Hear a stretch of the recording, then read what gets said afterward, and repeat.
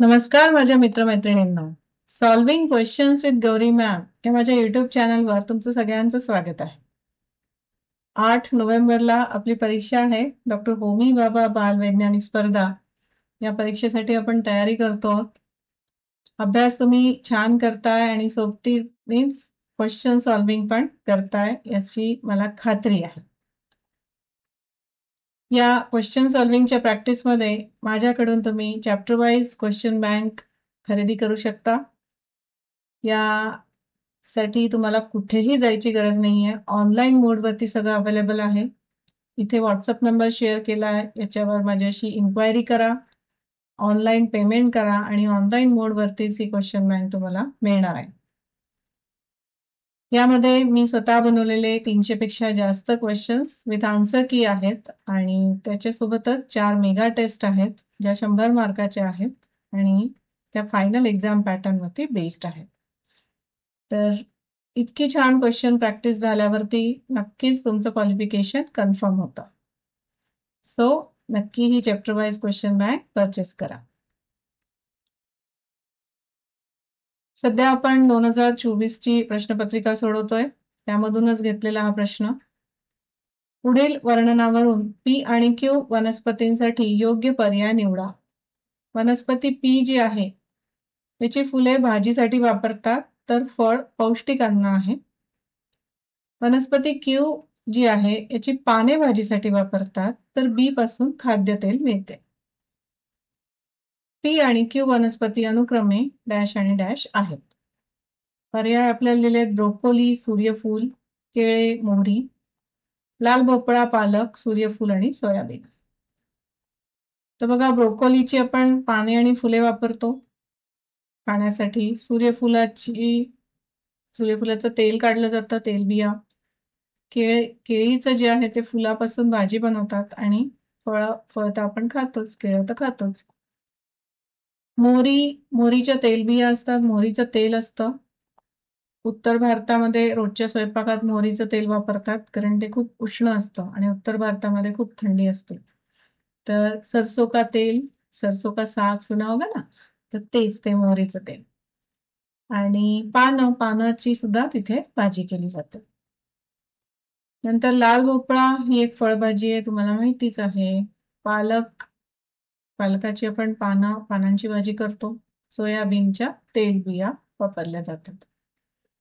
तर जे आपल्याला प्रश्नात विचारलंय, फुलं भाजीसाठी आणि फळ पौष्टिक असतं वनस्पती पीचं, तर त्याचं उत्तर असणार आहे केळाचं फूल भाजीसाठी आणि फळ तर छानच लागतं.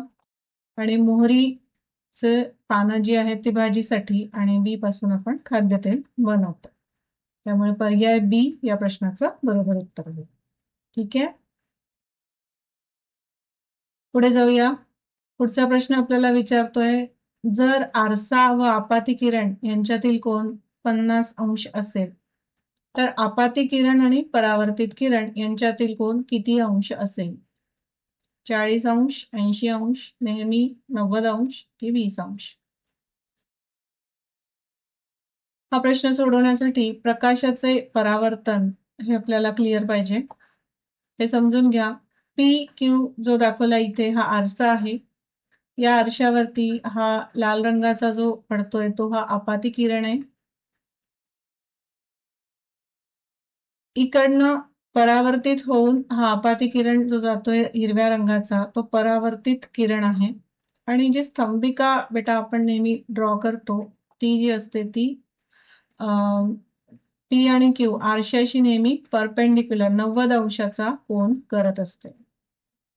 ठीक आहे, तर आता प्रश्नात काय सांगितलंय, आरसा आणि आपाती किरण म्हणजे हा जो कोन आहे AOP, हा जो कोन आहे हा कोन 50 अंशाचा आहे असं सांगितलंय. ठीक आहे, आणि विचारलंय आपतन कोन आणि परावर्तन कोन यातला मिळून किती अंशाचा असेल, म्हणजे आय आणि आर दोन्ही मिळून किती असेल असं विचारलंय. तर एक लक्षात घ्या, AOP जर 50 अंशाचा असेल तर आपल्याला माहिती आहे स्तंभिका जी आहे ती आपण 90 अंशाच्या कोनात ड्रॉ करतो. त्यामुळे इथे आय जो आहे तो 40 होईल 90 मधनं 50 घालवले तर 40 येईल. इथे 40 होईल, हा आय. आणि परावर्तनाच्या नियमानुसार आपतन कोन आणि परावर्तन कोन हे समान मापाचे असतात. त्यामुळे इथे I is equal to R होईल. म्हणजे हा 40 तर हा पण 40 अंश सेल्सिअस नाही, अंशाचा असेल. म्हणजे दोन्ही मिळून किती होईल? 80 होईल की नाही? त्यामुळे पर्याय बी या प्रश्नाचं बरोबर उत्तर आहे. आलं लक्षात? या कन्सेप्ट वरती प्रश्न असतात. ही कन्सेप्ट खूप क्लिअर करून ठेवा. पुन्हा पुन्हा रिवाइज करा. ही जी इमेज आहे ती आपल्या 8वीच्या पाठ्यपुस्तकातून घेतलेली आहे. पुढच्या प्रश्नाकडे जाऊया. पुढच्या प्रश्नामध्ये दिलेल्या प्रवाह आकृतीचा संदर्भ घ्या आणि एक्स, वाय व झेड योग्यरित्या ओळखणारा पर्याय निवडा. प्रजननासंबंधी प्रश्न आहे. पानापासून प्रजनन करणारी कुठली एक्स नावाची वनस्पती आहे, खोडापासून प्रजनन करणारी वाय आणि मुळापासून प्रजनन करणारी झेड. आपल्या 6वीच्या पाठ्यपुस्तकात पानफुटीचं उदाहरण दिलंय बघा. पानफुटी ही पानापासून प्रजनन करते. त्याचं हे नवीन झाड इकडे दाखवलंय, असं येत असतं. त्याला मुळं, पानं सगळं येतं आणि मग हे नवीन जमिनीवर पडलं की तिथून ते छान आपलं ग्रो करतं. तर म्हणजे सी आणि डी मध्ये एक्स ला पानफुटी दिलेलं आहे, त्यामुळे हे यात बघूया. पण वाय बघू आता काय आहे. तर खोड, बटाटा आणि रताळामध्ये खोड कोण आहे?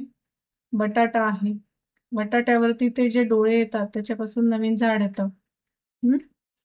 तर बटाटा हे खोड आहे, म्हणजे वाय हे बटाटा असणार आहे. आणि तिसरं मुळापासून प्रजनन करणारं जे आहे ते रताळे आहे. ठीक आहे. त्यामुळे पर्याय सी या प्रश्नाचं बरोबर उत्तर होईल. पुढचा प्रश्न बघूया. दिलेल्या विधानांसाठी योग्य पर्याय निवडा. स्थायीरूप कार्बन डायऑक्साईड हवेच्या संपर्कात असताना त्याचे वायुरूपात रूपांतर होते. स्थायीरूप कार्बन डायऑक्साईड संप्लवनशील आहे. विधान 1 आणि 2 दोन्ही सत्य आहेत आणि विधान 2 हे विधान 1 चे कारण आहे. विधान 1 आणि 2 दोन्ही सत्य आहेत. विधान 1 हे विधान 2 चे कारण आहे. विधान 1 सत्य आहे, विधान 2 असत्य आहे. विधान 1 आणि 2 दोन्हीही असत्य आहेत. तर लक्षात घ्या, संप्लवनशील आहे. संप्लवनशीलचा अर्थ काय होतो? स्थायी रूपातनं डायरेक्टली वायू रूपामध्ये कन्व्हर्जन होणे, रूपांतर होणे, त्याला आपण संप्लवन असं म्हणतो. तर स्थायी रूप कार्बन डायऑक्साईडचं संप्लवन होत असतं. तो मध्ये द्रवरूपात येतच नाही आणि डायरेक्टली वायू रूपात रूपांतरित होतो. त्यामुळे इथे बघा, विधान 1 आणि 2 ही दोन्ही सत्य आहेत, बरोबर आहे. आणि विधान 2 हे विधान 1 चे कारण आहे. ठीक आहे. पर्याय ए या प्रश्नाचं बरोबर उत्तर होईल. अशा प्रकारचं आपल्या अॅन्युअल डेला, गॅदरिंगच्या वेळेला, डान्सच्या वेळेला वगैरे असं असतं की नाही, असे फ्युम्स सोडलेले असतात छानपैकी. आणि याला ड्राय आईस सुद्धा म्हणतात. कारण की हा जरी आपल्या ड्रेसवर पडला तरी आपले ड्रेस ओले नाही होत, त्यामुळे याला ड्राय आईस म्हणतात. आणखीन एक प्रश्न घेऊया. आणखीन एक प्रश्नामध्ये विचारलंय बघा. निश्चित आकार नसलेल्या परंतु निश्चित आकारमान असलेल्या स्थितीतील पदार्थाला स्थिर आकार व निश्चित आकारमान असलेल्या स्थितीत बदलण्यासाठी योग्य पर्याय निवडा. उष्णता ग्रहण करावी लागेल, उष्णता काढून घ्यावी लागेल, उष्णता स्थिर ठेवावी लागेल की उष्णतेची गरज नाही. प्रश्न तसा सोपा आहे, पण त्यांनी भाषा जरा अवघड वापरल्यामुळे खूप अवघड वाटतोय. हा जो चार्ट आहे आपल्या 6वीच्या पाठ्यपुस्तकात, त्यात बघा स्थायू, द्रव आणि वायू हे 3 हे आहेत पदार्थ या 3 याच्यामध्ये दिसून येतो आपल्याला. ज्यामध्ये द्रवाचा जर विचार केला तर द्रवाला स्वतःचा आकार नसतो. ज्या भांड्यात आपण द्रव ठेवू त्याचाच आकार तो घेतो, पण त्याला ठराविक आकारमान मात्र असते. आणि स्थायू जेव्हा बघतोय तेव्हा स्थायूला स्वतःचा आकार आणि आकारमान दोन्हीही असते. तर आता आपल्याला यांनी सांगितलंय की स्थिर आकार, निश्चित आकारमान असलेल्या सॉरी, एक मिनिट. निश्चित आकार नसलेल्या आणि निश्चित आकारमान असलेल्या म्हणजे द्रव पदार्थ घेतलाय आणि त्याला कशात रूपांतरित करायचं आहे? स्थिर आकार आणि निश्चित आकारमान असलेल्या म्हणजे स्थायी रूपात आपल्याला त्याला रूपांतरित करायचंय. तर यासाठी त्यातनं उष्णता काढून घ्यावी लागेल का उष्णता त्याला द्यावी लागेल असं आपल्याला विचारलं. मग द्रवाचं आपल्याला स्थायू करायचंय म्हणजे समजा पाण्याचा बर्फ करायचा आहे. तर द्रव आणि स्थायू इकडे तर गोठण करावं लागेल आणि या प्रक्रियेमध्ये पदार्थातली उष्णता कमी होईल. म्हणजेच काय तर आपण पर्याय बी हे प्रश्नाचं उत्तर लिहिणार कारण इथे म्हणतायत ते उष्णता काढून घ्यावी लागेल. येते लक्षात? उष्णता काढून घेतली की द्रवाचं स्थायूमध्ये रूपांतर होईल. त्यामुळे पर्याय बी या प्रश्नाचं बरोबर उत्तर. चला तर मग आजचा व्हिडिओ इकडेच थांबवते. असंच अजूनही सोडवलेले MCQs घेऊन येणार आहे. हा पेपर आपल्याला कंप्लीट करायचा आहे आणि याच्यासोबतच तुम्ही बघितलं असेल या प्लेलिस्टमध्ये याच्यासोबतच अजून भरपूर MCQ सोडवलेले आहेत. तर तुमच्या प्रॅक्टिससाठी तुम्ही ते सगळे नक्की बघा आणि चॅनलला लाईक, शेअर आणि सबस्क्राईब नक्की करा. बेल आयकॉन दाबा म्हणजे जसंही व्हिडिओ पब्लिश होईल तसं लगेच तुम्हाला नोटिफिकेशन येईल. भेटत राहूया. टाटा.